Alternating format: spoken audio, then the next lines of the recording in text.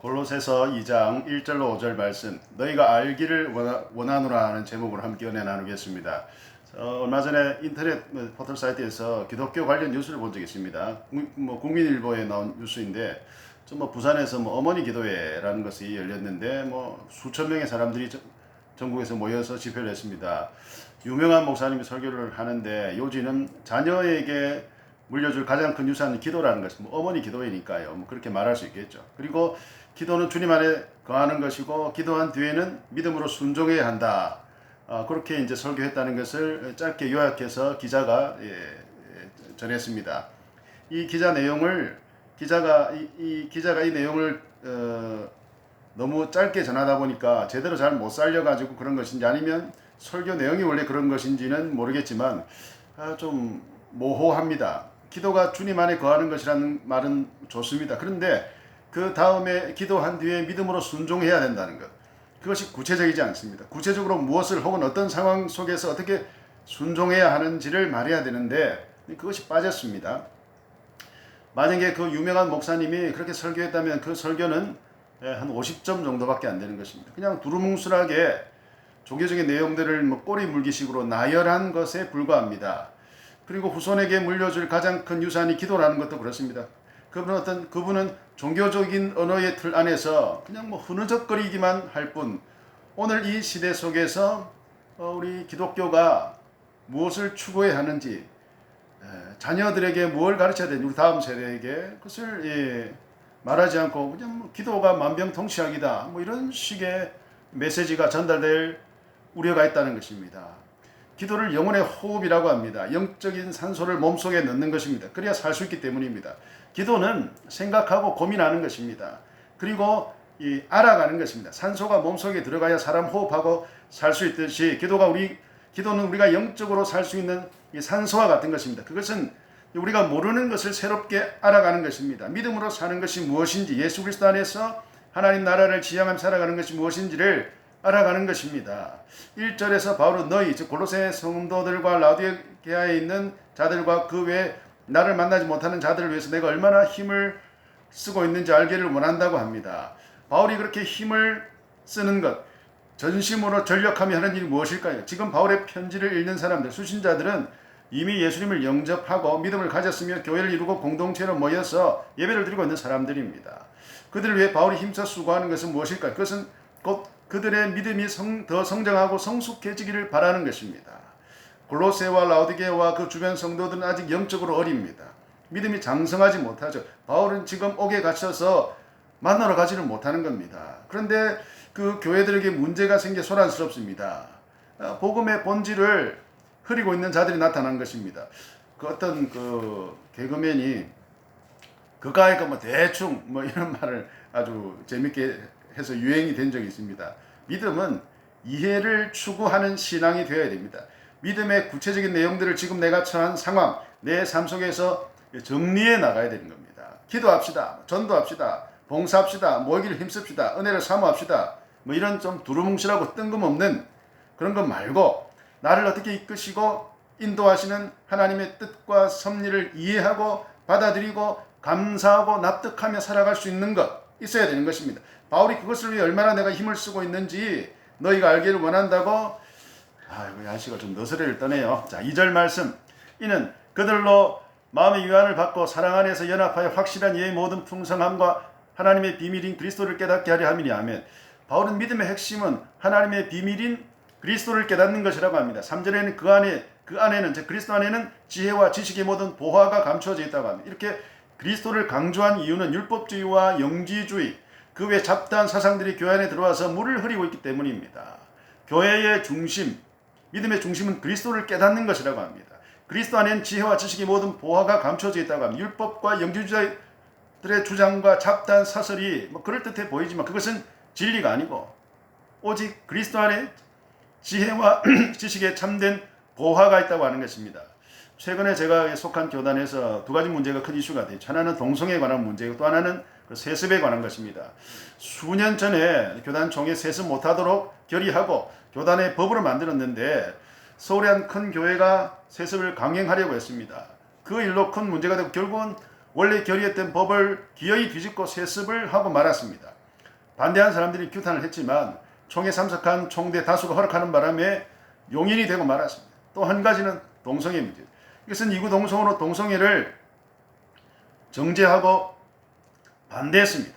감리교였던 목사 한 분은 동성애자를 위해서 기도했다가 지금 쫓겨나게 되었다고 합니다. 교단은 세습은 찬성하고 동성애는 반대했습니다. 그런데 이것을 세상 사람들이 볼 때는 어떨까요? 요즘 텔레비전에 동성애자들이 자유롭게 출연하고 있지 않습니까? 세상은 동성애를 인정하는 듯합니다.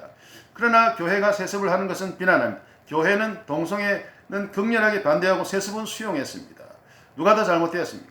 세상이 교회를 참된 진리를 가르치는 거룩한 곳, 그야말로 이 최후의 보루와 같은 곳을 여길까요? 교회는 세상 앞에 잘못된 길로 가고 있는 듯합니다. 세상은 교회를 존중하는 것을 꺼리고 있습니다. 교회는 세상 앞에 영적인 권위, 리더십을 상실하고 있습니다. 세상은 교회를 그저 그들만의 하나님 종교 집단으로 취급하는 듯 하는 것입니다. 그런데 교회에서는 우리가 세상의 빛과 소금이 되어야 된다고 말합니다. 과연 그렇게 될 수 있을까요? 교회는 세상에서 일어난 일들에 대해서 성급하게 판단하고 정죄하는 누를 범하지 않아야 됩니다. 믿음은 예수 그리스도 안으로 들어가는 것입니다. 그것은 함께 모여서 마음의 위안을 받고 사랑 안에서 연합하고 말씀을 배우고 제자가 되어서 확실한 이해의 풍성함으로 나아가는 것입니다. 그리스도가 진리이시고 그에게 배움으로 지혜와 지식의 모든 보화를 찾을 수 있는 것입니다. 세상을 등지라는 것이 아니라 그리스도 안에 참됨이 있다는 것입니다. 그리스도를 알아가고 이해하고자 하는 그 믿음 안에 지혜와 지식이 있고 세상을 바라보고 옳게 보고 내 마음을 다스리고 하나님의 자녀다운 자로 살아갈 수 있는 그 믿음이 있다는 것입니다. 진리가 있다는 것입니다. 세상을 이길 힘, 즉 세상이 제시하는 가치에 쉽게 휩쓸리지 않고 그리스도 안에서 하나님의 말씀을 듣고 묵상하여 그 안에서 삶의 풍성함을 추구하며 살아가는 자에게 뭐가 있습니까? 은혜가 있습니다. 바울은 성도들이 그렇게 살기를 바라며 그 이루에 애를 쓰고 있는 것을 너희가 알기를 원한다고 하는 것입니다. 그리스도께 소망을 두고 그가 가르치신 말씀을 새겨 듣고 그 안에서 감사와 기도와 찬송을 곁들여 복된 삶으로 나아가는 것이 세상에서 우리의 기업이 되는 것입니다. 4절 말씀, 내가 이것을 말하면 아무도 교묘한 말로 너희를 속이지 못하게 하려 함이니. 아멘. 고레스 교회 안에 특히 영지주의자들이 침투했었던 것으로 보입니다. 한때 그 신천지가 기존 교회 안에 들어와서 교인들을 교묘한 말로 선동해서 분란을 일으켜서 자기들 집단으로 오게 하거나 혹은 교회 전체를 집어삼킨 작전 산 옮기기 그런 걸 한 적이 있습니다. 코로나 사태 이후로 신천지가 주춤하고 교묘한 짓들이 잦아들긴 했습니다. 1장 22절에 보면 이제는 그의 육체의 죽음으로 말미암아 화목하게 하사라고 되어 있는데 예수께서 육체의 죽음을 당하신 것을 바울이 강조합니다. 그 이유는 영지주의자들의 교묘한 주장 때문입니다. 신이신 예수가 육체적인 죽음을 당할 수가 없다는 것이죠. 영지주의는 이원론적으로 생각합니다. 영과 육을 분리하기 때문에 예수의 육체적 죽음은 그들의 교리와 맞지 않는 것입니다. 그들은 하나님의 아들이 예수라는 평범한 인간의 몸에 영으로 임했다가 죽음 직전에 다시 분리되어 하늘로 올라갔다 주장합니다. 꽤 설득력 있어 보이죠. 요즘 4월 국회의원 선거를 앞두고 많은 언론에서 공천에 관한 기사를 다룹니다. 공천을 받지 못한 사람들 거의 대부분 억울하고 공천이 잘못되었다고 합니다. 공천이 아니고 사천이 되었다.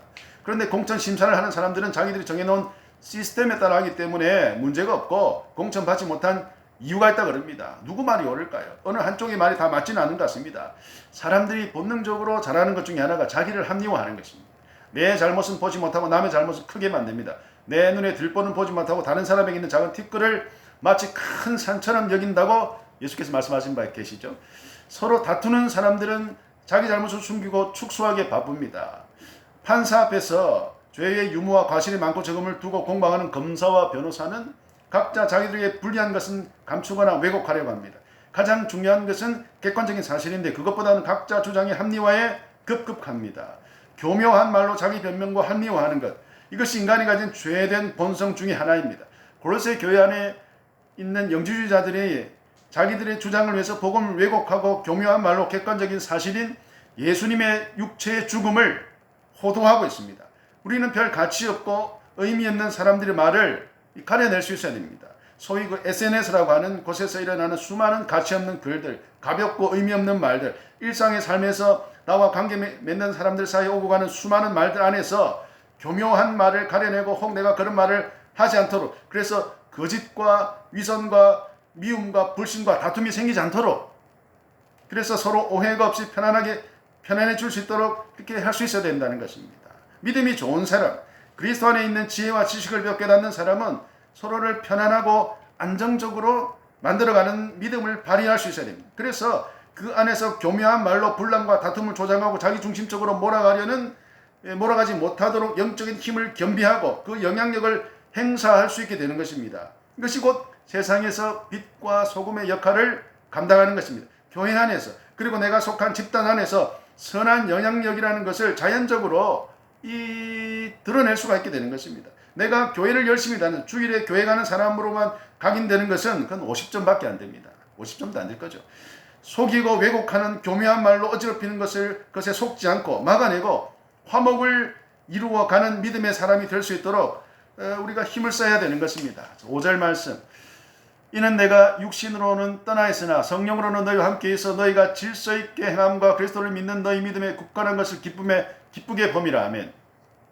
골로새 교회는 바울이 옥에 갇힌 사이에 소위 거짓 교사들이 들어와서 교묘한 말로 복음을 왜곡시키고 교회의 주도권 혹은 운영권을 빼앗으려 하고 있습니다. 그러나 지금 5절에서 바울이 칭찬하는 것은 그들이 질서 있게 행하고 믿음이 굳건한 것을 성령으로 함께 있어서 보고 있다는 것입니다. 대단한 사람이에요. 바울이 옥에 갇혀 있는데 육체는 옥에 있으나 영은 성령으로 골로새에 와서 그들과 함께 잘 대응하고 있다. 이걸 보고 있다는 거예요. 뭐 말이 그렇겠죠. 약간 영지주의적이네, 바울도.